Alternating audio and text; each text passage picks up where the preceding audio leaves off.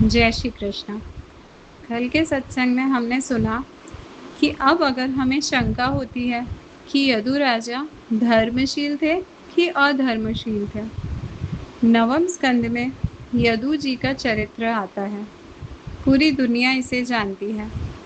ययाति राजा के बहुत पुत्र थे, फिर भी ययाति राजा के मन में लौकिक भोग की इच्छा तृप्त ही नहीं होती थी।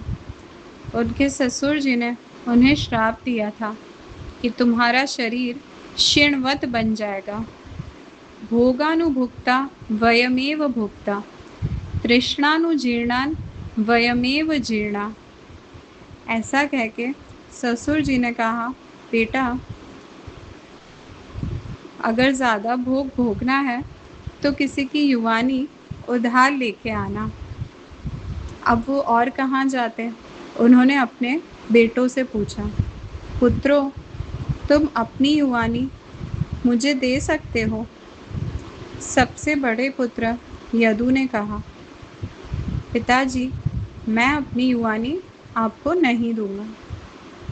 यहाँ हमें प्रश्न हो सकता है कि जिन्होंने पिता की आज्ञा ना मानी वो धर्मशील होंगे या अधर्मशील होंगे?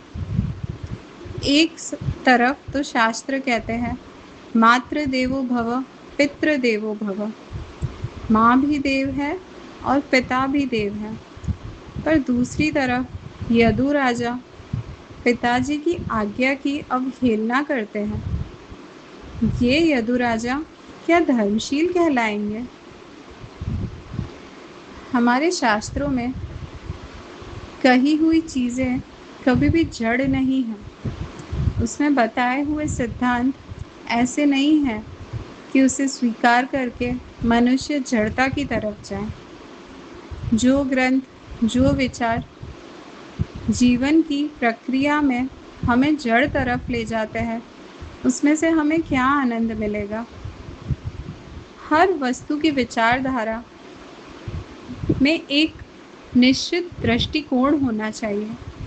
मातृ देवो भव और पितृ देवो भव, इन वाक्यों को जड़ता से स्वीकार करने जैसा नहीं है। पिताजी को भगवान मानकर उनकी अधर्मयुक्त आज्ञाओं को मानना, जिसके द्वारा आत्मा की उन्नति होती हो, ऐसी सभी बातों को अस्वीकार करना। पुराणों में हिरण्यकश्यप जैसे बाप भी है और प्रहलाद जी जैसे पुत्र भी है। हिरण्यकश्यप जैसा बाप कितना भी कहे, वो सब प्रहलाद जैसा पुत्र अगर मान ले तो उसकी उन्नति होगी या अवनति? हर वस्तु के स्वीकार और अस्वीकार में विवेकपूर्ण विचार होना चाहिए। विवेक और विचार बिना का वर्तन मनुष्य को जीवन में कभी कोई सिद्धि की प्राप्ति नहीं कराता। फिर चाहे वो धर्म का क्षेत्र हो, सामाजिक क्षेत्र हो, राजकीय क्षेत्र हो या आर्थिक क्षेत्र हो, विवेक और विचार बिना का जीवन मनुष्य को कभी भी सुख नहीं देता। अब यदु राजा की वार्ता का अगला भाग हम कल सुनेंगे। जय श्री कृष्ण।